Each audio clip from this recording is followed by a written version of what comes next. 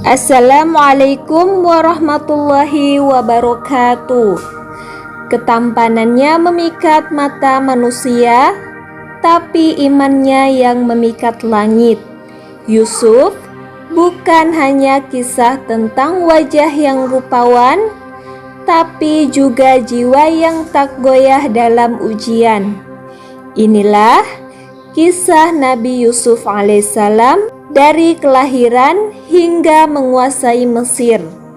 Kisah indah penuh hikmah yang akan menggugah hati siapapun yang mendengarnya. Nabi Yusuf alaihissalam adalah putra dari Nabi Yakub alaihissalam, cucu dari Nabi Ishak alaihissalam, dan cicit dari Nabi Ibrahim alaihissalam. Ia lahir di tanah Kan'an, sekarang wilayah Palestina. Nabi Yusuf adalah anak yang sangat disayangi oleh ayahnya karena akhlaknya yang baik dan wajahnya yang rupawan. Saat masih kecil, Nabi Yusuf bermimpi melihat 11 bintang, matahari, dan bulan bersujud kepadanya. Ia menceritakan mimpi itu kepada ayahnya. Nabi Yakub memahami bahwa mimpi itu adalah pertanda masa depan yang besar bagi Yusuf. Namun, ia memintanya untuk tidak menceritakan mimpi itu kepada saudara-saudaranya karena takut akan timbul rasa iri, sebagaimana dijelaskan dalam Quran surat Yusuf ayat 4. Allah menceritakan tentang kedengkian saudara-saudara Yusuf karena Yusuf dan saudara kandungnya Bunyamin lebih diperhatikan oleh ayahnya dibandingkan dengan mereka. Padahal mereka adalah satu kelompok yang kuat.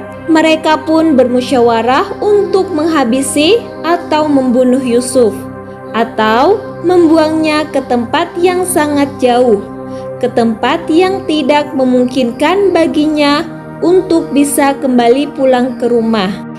Ketika mereka saling bertukar pikiran dan mengutarakan pendapatnya untuk mencapai kesepakatan bersama, tiba-tiba seorang di antara mereka berkata, "Janganlah kalian membunuh Yusuf, tetapi masukkanlah ia ke dasar sumur supaya ia dipungut oleh beberapa orang musafir jika kalian hendak berbuat."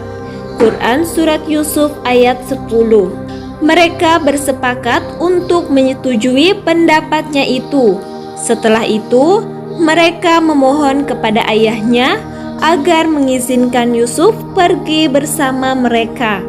Selanjutnya, mereka menjelaskan bahwa mereka ingin mengajak Yusuf untuk bermain-main bersama mereka. Akan tetapi, sebenarnya mereka menyembunyikan rencana busuk yang diketahui oleh Allah saja.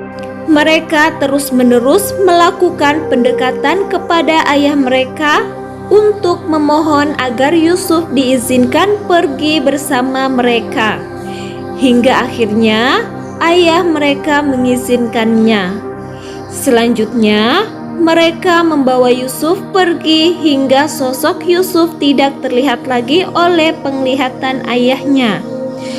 Dalam perjalanan, mereka menghina dan mencaci maki Yusuf dengan tindakan dan ucapan.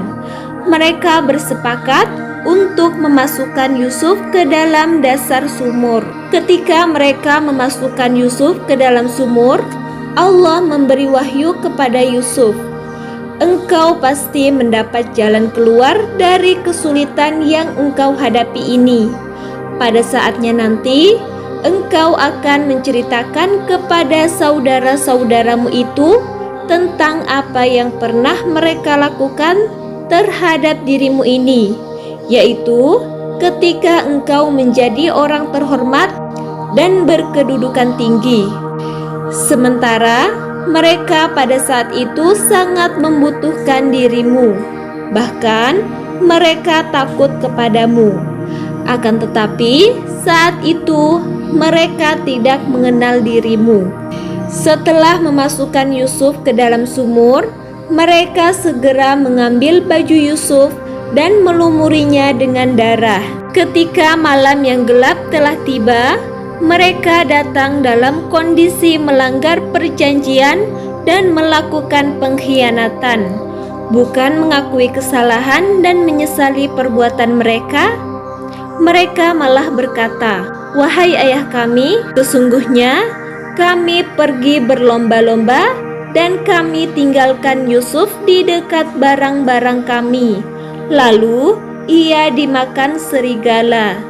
Dan engkau sekali-kali tidak akan percaya kepada kami, sekalipun kami adalah orang-orang yang benar." Para ulama berkata, mereka lupa merobek-robek baju Yusuf dan kebohongan sepertinya akan terbongkar disebabkan oleh kelalaian. Ketika tampak adanya tanda-tanda yang meragukan, ayah mereka tidak mempercayai begitu saja cerita mereka itu, karena Yakub benar-benar memahami perseteruan mereka terhadap Yusuf.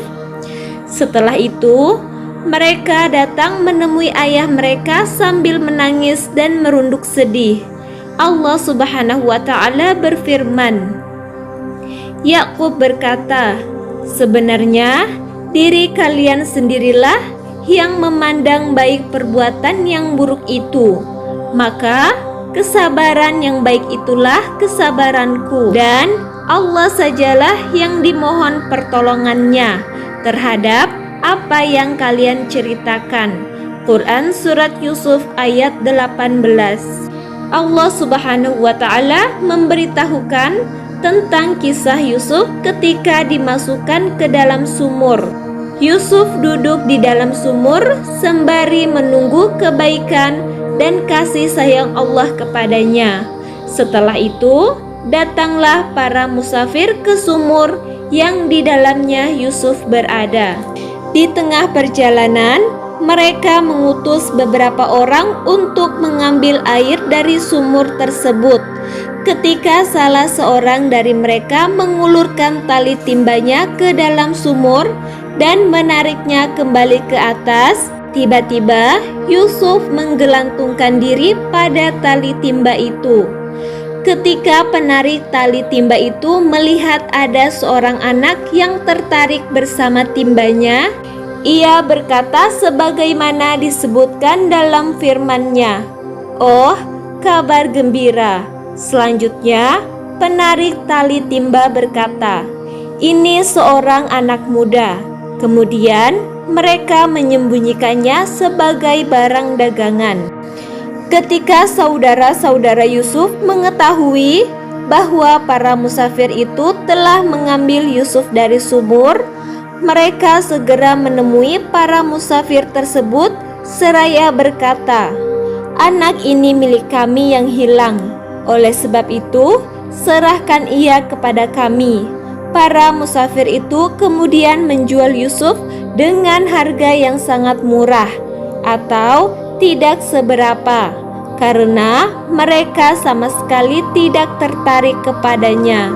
Ibnu Mas'ud bin Abbas, Naufal al-Bikhali, As-Sadi, Qatadah, dan Atiyah al-Aufi berkata, mereka menjual Yusuf dengan harga 20 dirham. Lalu uang itu dibagi bersama sehingga setiap dari mereka mendapatkan bagian 2 dirham. Allah Subhanahu wa Ta'ala berfirman, dan orang Mesir yang membelinya berkata kepada istrinya, "Berikanlah kepadanya tempat dan layanan yang baik.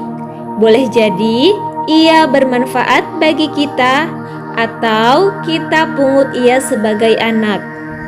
Para ahli kitab berkata, orang yang membeli Yusuf itu adalah orang Mesir yang terkenal dan terhormat. Ia seorang menteri yang berkuasa penuh dalam mengatur ekonomi rakyat. Ibnu Ishaq berkata, nama orang itu adalah Itfir atau Kitfir bin Rauhib. Adapun Raja Mesir pada saat itu bernama Rayyan bin Walid. seorang laki-laki dari kabilah Amalek. Selanjutnya, Ibnu Ishaq berkata, istri menteri yang membeli Yusuf bernama Ra'il bin Ramayil. Ada pula yang berpendapat bahwa nama istrinya adalah Zulaikha. Namun, yang jelas Zulaikha adalah nama gelar bagi wanita tersebut. Setelah Yusuf menetap di dalam istana selama beberapa waktu, pesonanya semakin memikat hati Zulaikha. Wibawa, ketampanan, dan akhlaknya yang mulia membuat Zulaikha tak kuasa menahan perasaannya. Diam-diam, benih cinta mulai tumbuh di relung hatinya, mengubah kekaguman menjadi hasrat yang sulit dibendung. Suatu hari, saat semua orang telah pergi, Zulaikha memanggil Yusuf ke ruangannya. Ia menggoda dan merayunya, berharap Yusuf membalas perasaannya. Namun, Yusuf adalah seorang nabi yang menjaga kehormatan dan keimanannya. Ia pun menolak dengan lembut namun tegas. Dan wanita Zulaikha yang Yusuf tinggal di rumahnya menggoda dirinya. Ia menutup pintu-pintu lalu berkata, "Marilah ke sini." Yusuf berkata, "Aku berlindung kepada Allah. Sesungguhnya Tuanku telah memperlakukan aku dengan baik. Sungguh orang-orang zalim tidak akan beruntung." Quran Surat Yusuf ayat 23. Zulaikha tidak terima dengan penolakan itu. Saat suaminya datang dan melihat Yusuf terburu-buru keluar, ia pun memfitnah Yusuf telah mencoba menggodanya. Namun, bukti fisik membela Yusuf. Allah Subhanahu wa Ta'ala berfirman, lalu seorang saksi dari keluarga wanita itu memberikan kesaksiannya. Allah Subhanahu wa Ta'ala berfirman, lalu seorang saksi dari keluarga wanita itu memberikan kesaksiannya.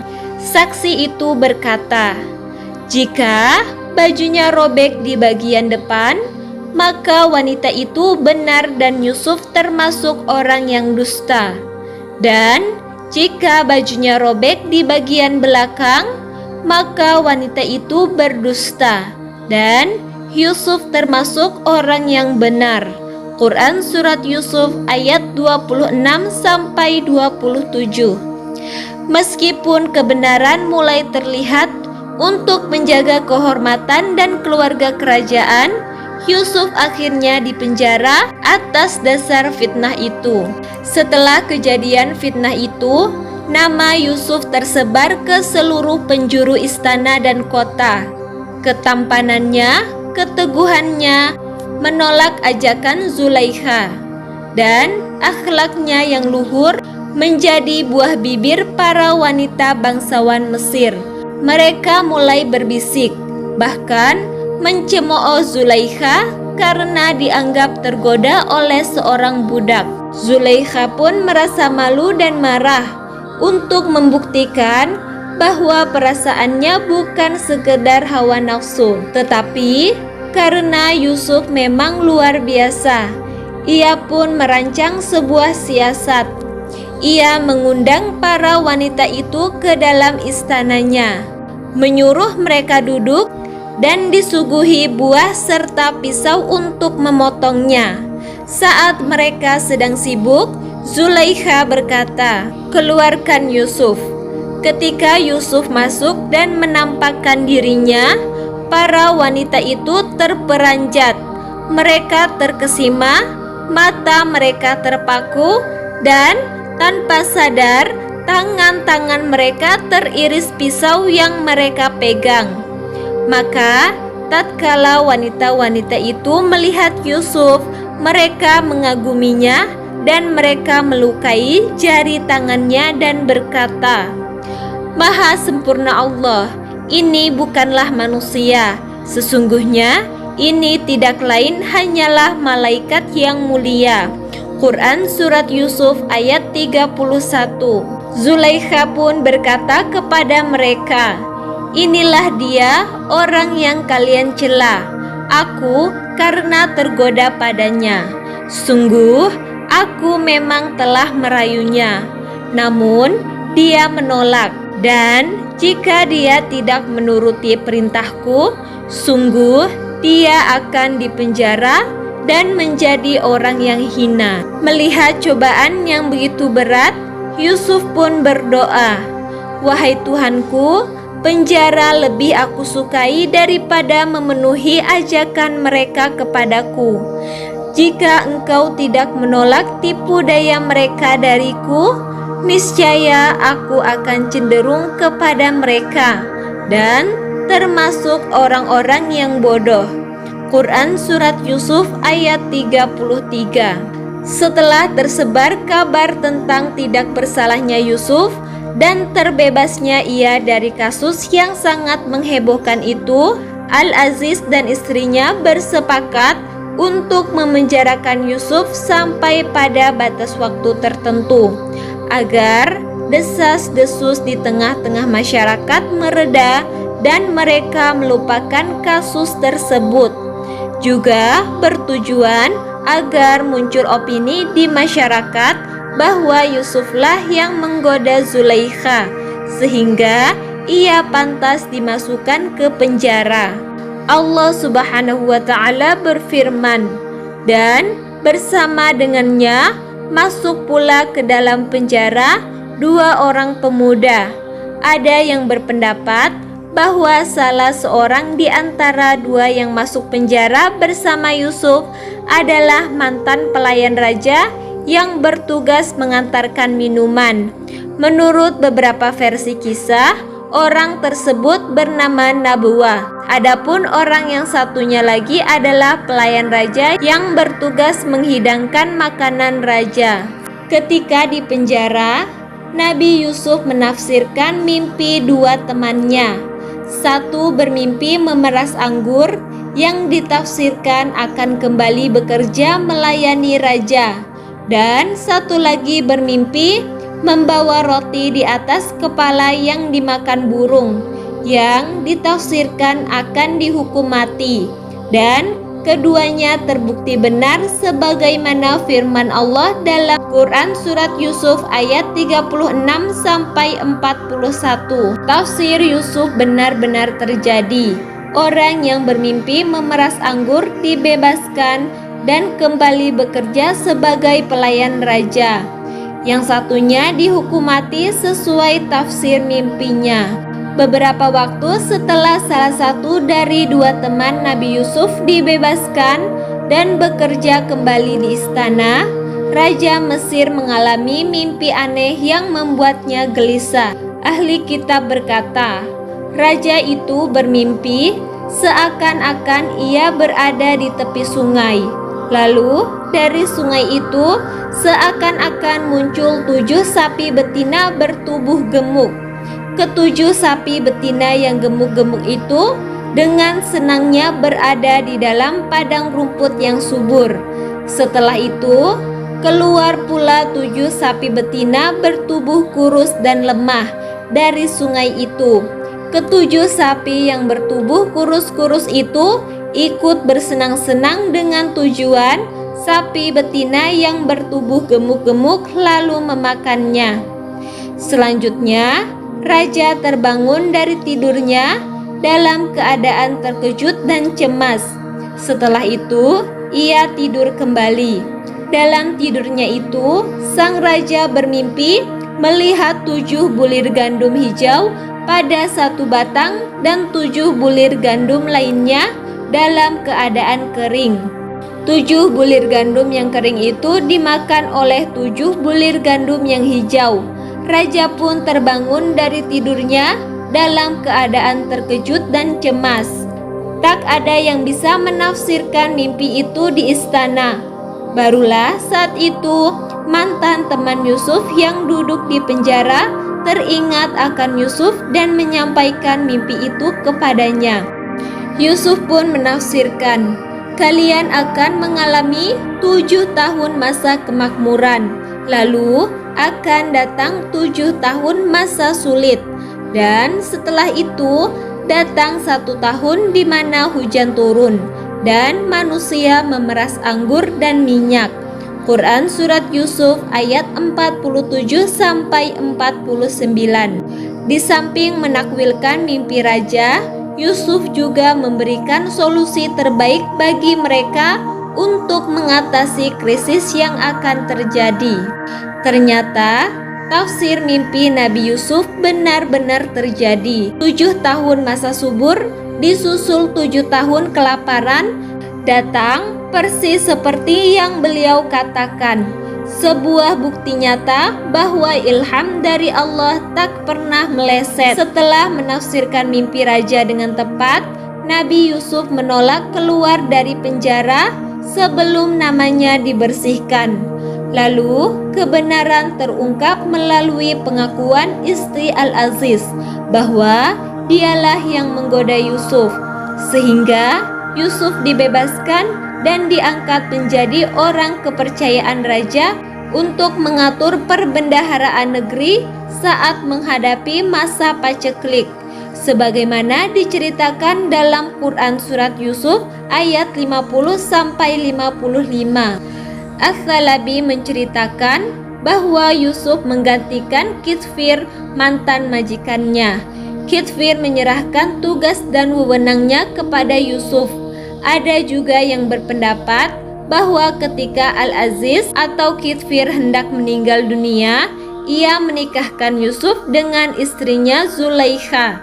Ternyata Yusuf mendapati kalau Zulaikha masih perawan karena suaminya impoten, sehingga tidak bisa menggauli istrinya itu.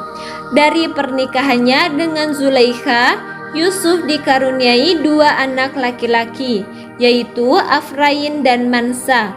Akhirnya raja mempercayakan kerajaan Mesir kepada Yusuf alaihissalam, dan Yusuf memimpin serta mengatur jalannya pemerintahan dengan penuh keadilan, sehingga beliau sangat dicintai oleh rakyatnya, baik laki-laki maupun perempuan. Kisah Nabi Yusuf alaihissalam dari kelahiran hingga menjadi penguasa Mesir sungguh penuh hikmah, ujian demi ujian, namun selalu dibalas dengan kemuliaan oleh Allah Subhanahu wa Ta'ala. Tapi kisahnya belum selesai, masih ada bagian yang tak kalah mengharukan. Pertemuan kembali dengan saudara-saudaranya, pertemuan dengan sang ayah, dan bagaimana akhir semua kepingan takdir disatukan oleh Allah. Jangan lewatkan part 2 di mana kita akan melanjutkan kisah Nabi Yusuf alaihissalam hingga akhir yang indah dan penuh pelajaran. Terima kasih sudah menyimak. Semoga bermanfaat dan menambah iman kita semua. Sampai jumpa di episode berikutnya, insya Allah. Wassalamualaikum warahmatullahi wabarakatuh.